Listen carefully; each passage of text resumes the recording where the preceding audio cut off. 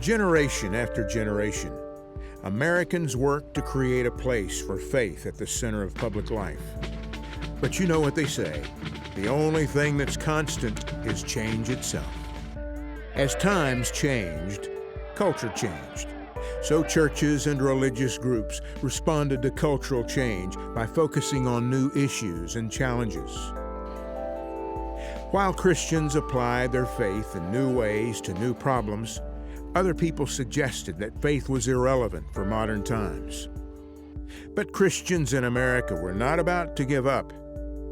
Instead, they reached down deep, re-examined their faith, and explored ways to apply their values to the changing social landscape. Once Christians in America felt they had created the ideal church or the good society, new developments and challenges arose which upset the status quo and forced them to rethink their beliefs and find new ways to apply them to current conditions. Throughout American society, we're accustomed to thinking that change is rapid now. I don't think we have any conception of how it seemed to people who grew up when the fastest way to get anywhere was in a horse and buggy, and lived to see trains that could move from New York City to Chicago in a day and a half. Until the 1840s, when steam power came in, the means of locomotion hadn't changed since the domestication of animals and the use of a sail.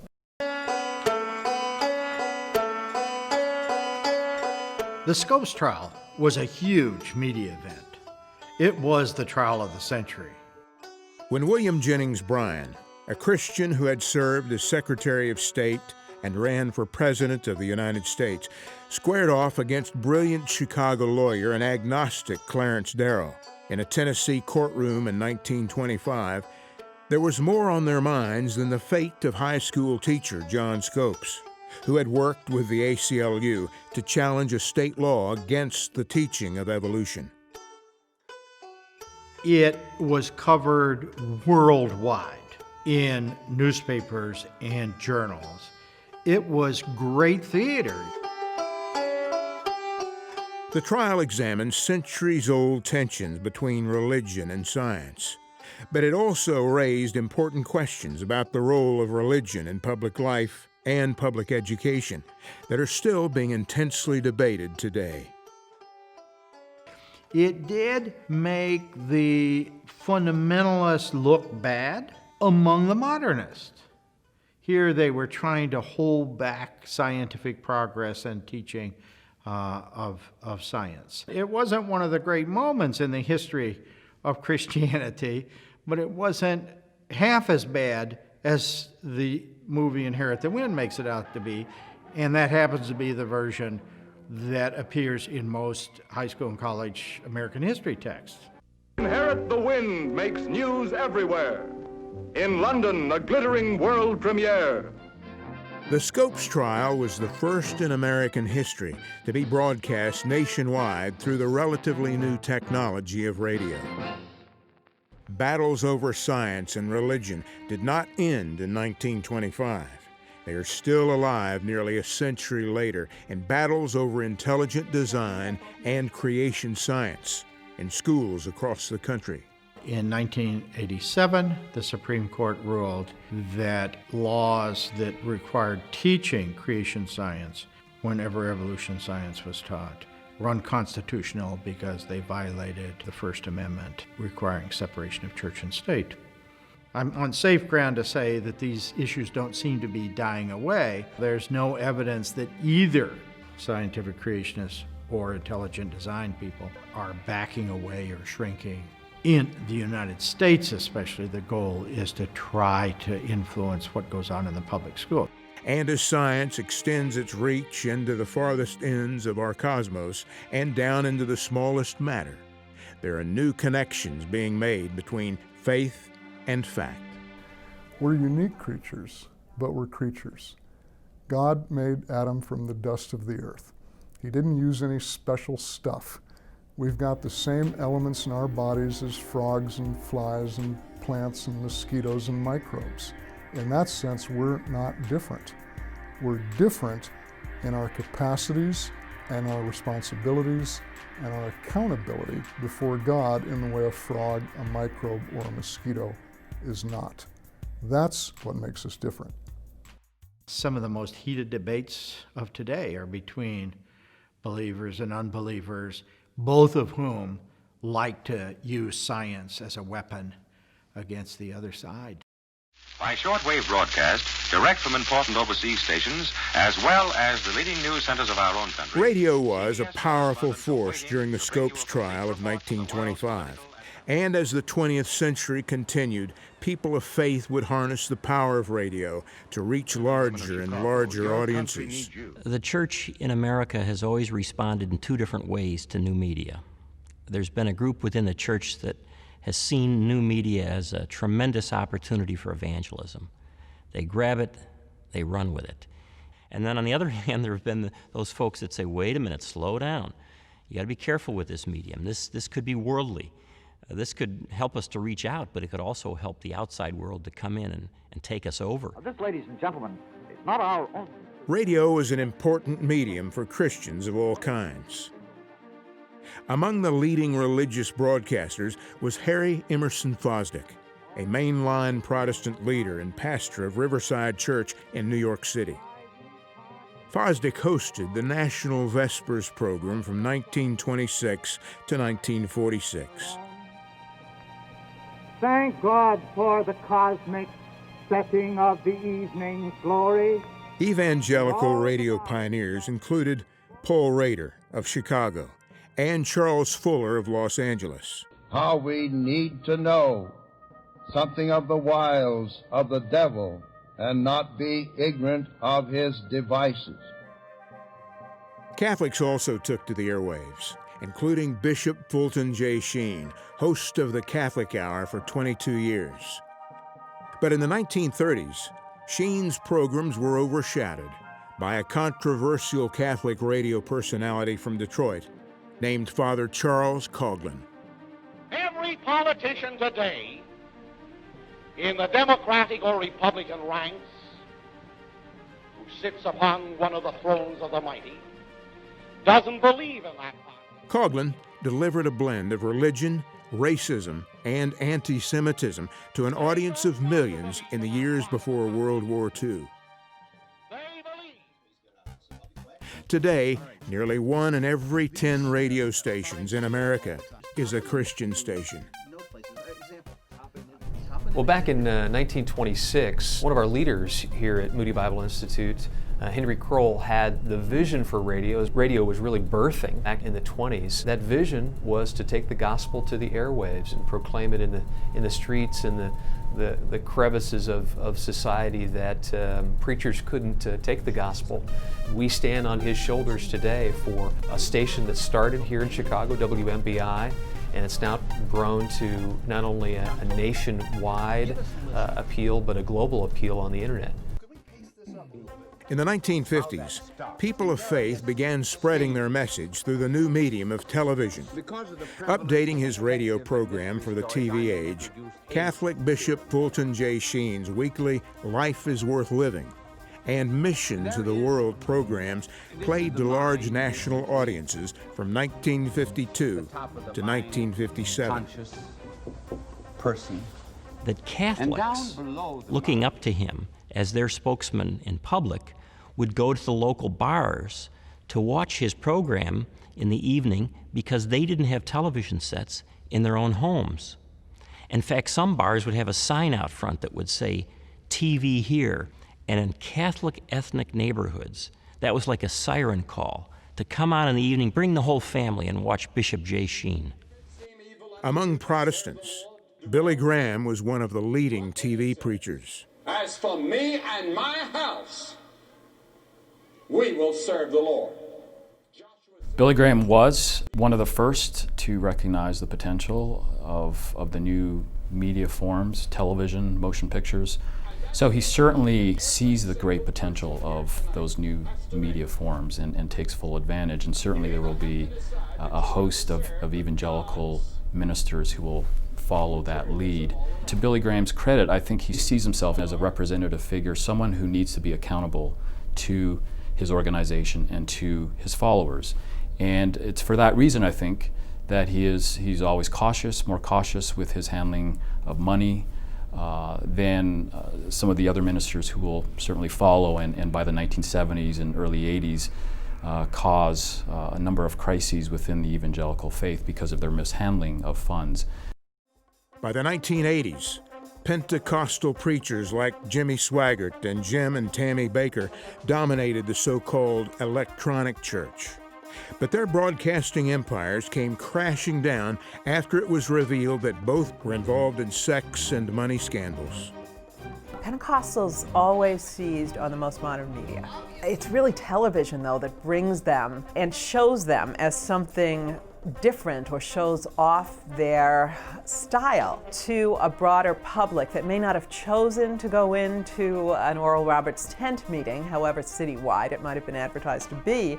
Now, in the safety and anonymity, actually, of your own home, nobody has to know what you're watching. You can turn this on and you can see what's going on. And I think in the 1980s, when the nation became aware of, say, the Bakers and Jimmy Swaggart, they began to see things and hear things that disturbed some of them. TV ministry scandals became a real problem for the church because scandals, whether they were sexual or financial or theological scandals, had the effect of helping people who were antagonistic to the church and didn't like it to confirm what they already believed. And then at the same time, it became a problem for those within the church to explain what they believed to people in the office or their neighbors. Why do you follow this guy? Why do you have this kind of representative of your church? And so suddenly the authenticity, the credibility of the church was at stake. More than 70 million people in the United States go to the movies each week. Some people were confused about what to do about a new media form, the movies. Some groups focused on censoring sex, violence, and immoral behavior in popular films. After the kind of wild and crazy roaring 20s, the church became concerned about the moral degradation in America. And so in 1930, you had a Catholic priest, Father Daniel Lord, and a Catholic layman combined to write the production code. From portraits of criminals and violence, to sex and the bedroom, to even the portraits of clergy. The church decided it was tired of being satirized and wanted to clean up Hollywood. Other people of faith focused on making movies with Christian themes. Worldwide Pictures, part of the Billy Graham Evangelistic Association, made films like 1954's Oil Town, USA, and 1965's The Restless Ones. I remember talking with one of our graduates from Calvin College, who's a great director of film, Paul Schrader. He said to me, television in particular might represent the end of the church because it brings the outside world right into the home. The signals are broadcast as radio impulses into space. And it will be impossible for the church to keep itself separate, set apart wholly with this medium. Well, that was exaggeration, but so is the other end of the spectrum, those people who think that this medium can go out and evangelize everybody. Mainstream films about Jesus were sometimes controversial. In 1988, some Christians protested the release of The Last Temptation of Christ, a life of Christ story that imagines the struggles Jesus had with his humanity. And in 2004, Mel Gibson's The Passion of the Christ drew protests for its graphic images and portrayal of Jewish leaders. Despite these criticisms, the film went on to earn nearly $1 billion at the box office worldwide, a record for an independent film. The Last Temptation of Christ made Christians nervous because it dealt with issues of sexuality around Jesus, his humanity. How much temptation did he face? We were much more comfortable with The Passion of the Christ, which was a violent portrait of Jesus. The American church has always been comfortable with violence as opposed to sex. Recent films like the Chronicles of Narnia series, which is based on the children's books by C.S. Lewis, are box office hits that draw both Christian and unchurched viewers. Today, many Christian leaders have made their peace with movies, which have become the most influential medium of our day.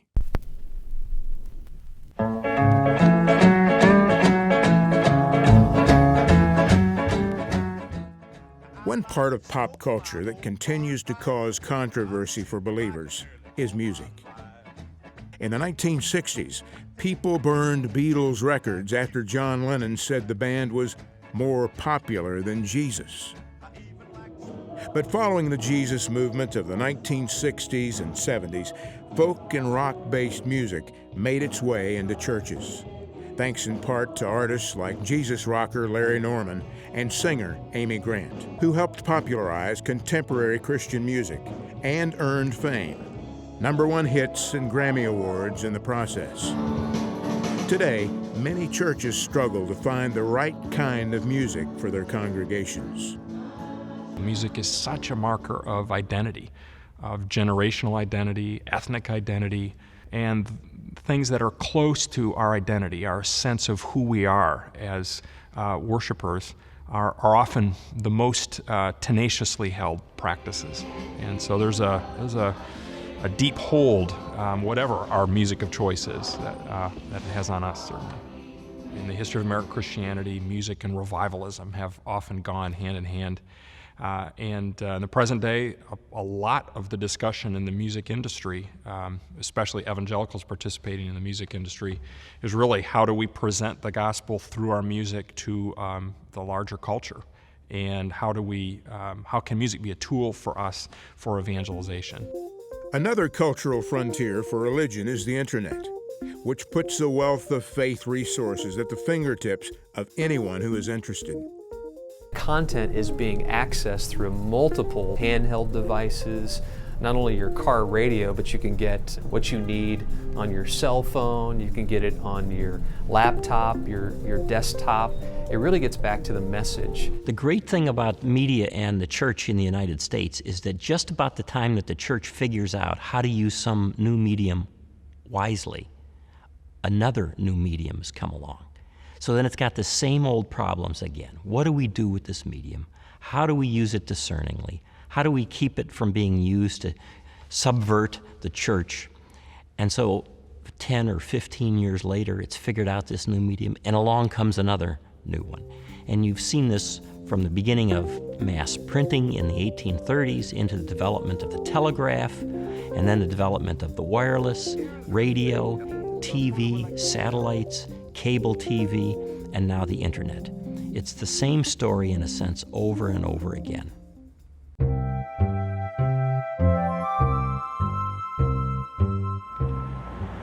Today, people can get religion from all kinds of media sources. The question is, what impact is this mix and match approach having on the health of people's spiritual lives and their congregations? These debates haven't gone away. I think that's what's important to know. Protestants have had this long, complicated history with popular culture forms. So George Whitefield uses advertisements and prints his sermons to popularize his revivals. You have evangelicals at the forefront of using radio, at the forefront of using television for religious purposes. So it makes sense that they would then use other literature, fiction, novels. Religious leaders agree that technology and culture are powerful tools, but at the same time, these tools are no replacement for the face-to-face contact and connection that happen in the context of a local community of faith. If I had to rank the media in terms of their value for the church in North America, I would say, first of all, orality, speaking and listening. Interpersonal communication, in person, incarnated in the flesh. That's been the most important medium. That's really been the anchor for the local church, the anchor for education, the anchor for worship. And so we have to stay with that and continue to nurture that. The second most important medium has been printing. Printed resources that can remain more or less the same over time. Scripture, the confessional documents, various kinds of Sunday school teaching, adult education, reading the material written by what I might call the saints, the C.S. Lewis's and the St. Augustines and so forth. And then finally, I think, the most important medium after those two has been the internet. Because in a sense, the internet allows us to connect for the purposes of interpersonal communication. When to get together, where to get together, how to get together. The internet has also allowed us to share printed documents and what's important in the history of print, to connect us to the individual periodicals and the books and so on. I think when people say that the American church is a mile wide and an inch deep, that reflects a lot of forces. Some people just aren't that committed to their church. It's fine, it's a part of their life, but it's just not central in their lives, and they can do that, and the churches allow them to get away with that, so to speak. American Christianity is being reformed into something like a consumer commodity in which people decide what they want out of it and what they don't. There's sort of a cafeteria believer kind of approach to things. I think that there is a certain lack of intellectual sorting through what the implications of Christian faith are for politics, for economics, for public policy, for international relations. And so people understand their faith to be an individual experience or relationship to God, and then have difficulty connecting it to the rest of the world. For too much of the 20th century, Christians were nervous about the arts. In the 21st century, you're seeing young people, young believers, who are willing to engage with the culture, to create, to sing, to paint, to draw. And so what you're going to find is the 21st century faith being an artistic version of the faith. During the Renaissance, the church was the primary patron of the arts. They supported painters and sculptors and composers. In the 21st century, I hope that the church will reclaim its role as patron of the arts, supporting young filmmakers, young artists, and young musicians once again. To be a Christian is in part to be protean, as part of a protean community that's always changing, always adapting. So it's impossible to know what the future scenarios are. We have to kind of morph, to use a contemporary popular term, and figure out what to do. But what we can do is use the same questions again. For example, the question of stewardship. Is this a wise use of money? And how should we use our money given all the different options we have? Is this a wise thing to do in terms of building community life? Is it going to pull us apart or bring us together? Or in the case of worship with PowerPoint and all, is this a medium that's going to help us make the worship experience more vital and authentic and historical and connect people to the history of the church? Or is it something that's going to be popular and superficial? And these kinds of questions are really universal questions to ask over and over again.